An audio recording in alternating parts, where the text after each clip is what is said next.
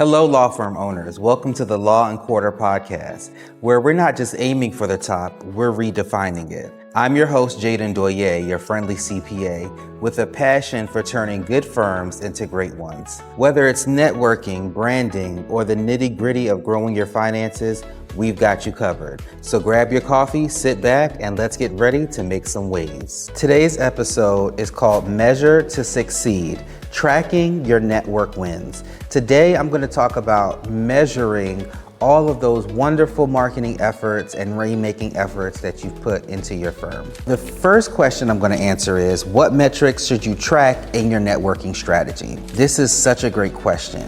I'll tell you personally what I do.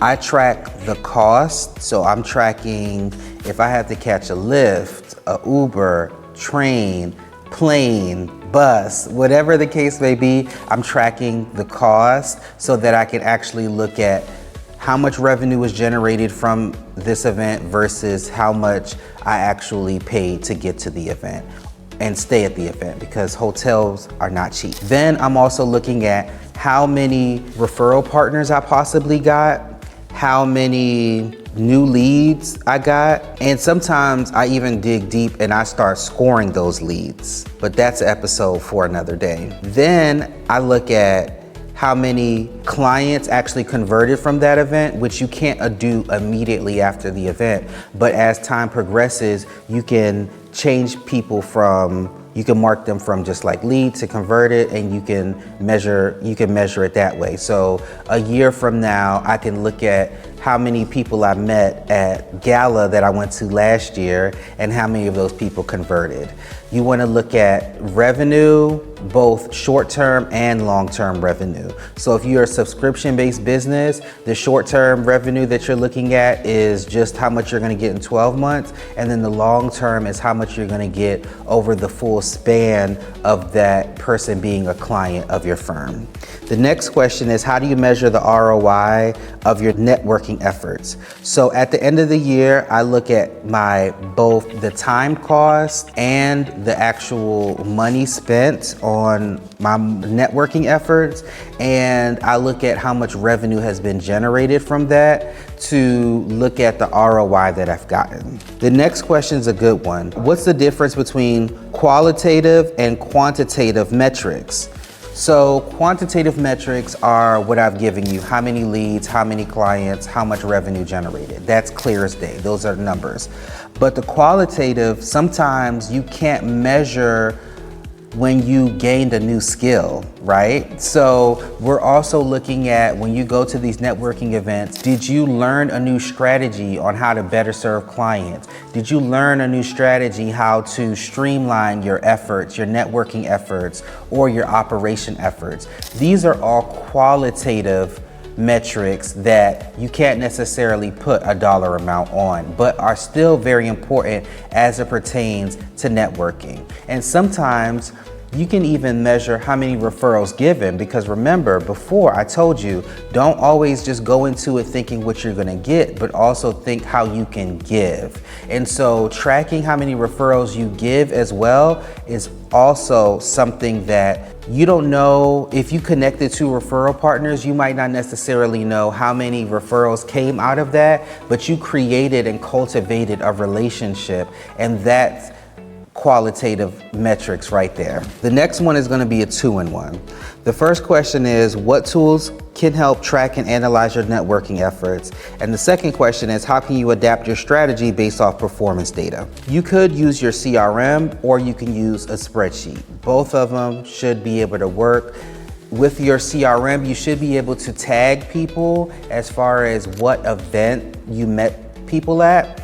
And from there, you can measure the performance data as far as how many leads you got from it, how much revenue you got from it. And now that you have that data, you need to adapt your strategy. So there are events that are annual events, and those are great because you can see the progression year after year after year. Some events I have went to the first year, gotten nothing, and then the next year, the Lord made it rain on me for going to this event. And so sticking it out sometimes is important, and understanding that you may not hit your first time.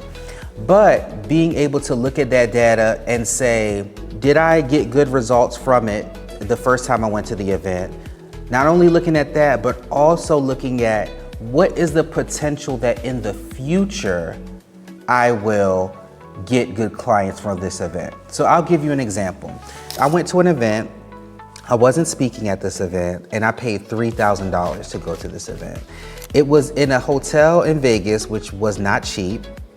And so you can imagine that it was a high cost associated with me going to this event. It was a huge event, and I just knew that I would benefit greatly from being at this event, and I would get so many clients. Well, that's not what happened. I actually got 0 clients from it.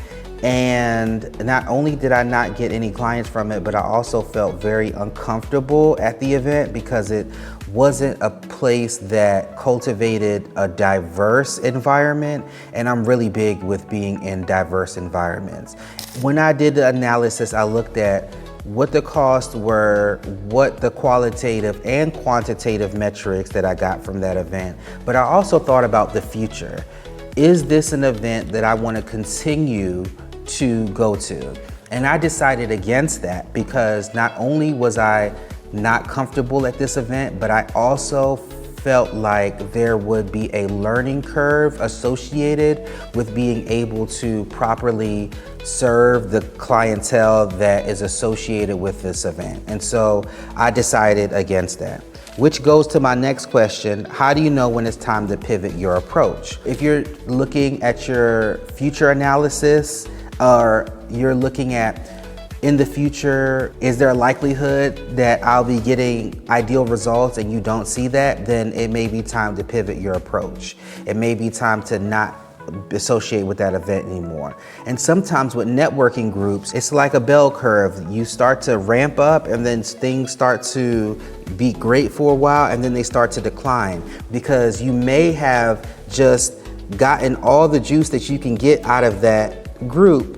And at this point, there's not really much left and you start to see a decline and it starts to pull on your energy. And at that point, you should pivot your approach. Are you loving the gems that I'm dropping? If you're ready to take your law firm to the next level, why not book a complimentary consultation with me? And let's tailor these strategies to your firm. Just use the link in the description of this video. Remember, the sky's the limit, but why not shoot for the stars? And that's a wrap for this episode of the Law and Quarter podcast. I hope you're walking away with ideas that'll set your practice on fire in the best way possible. Hope you'll join me on the next episode. Until then, keep making it rain.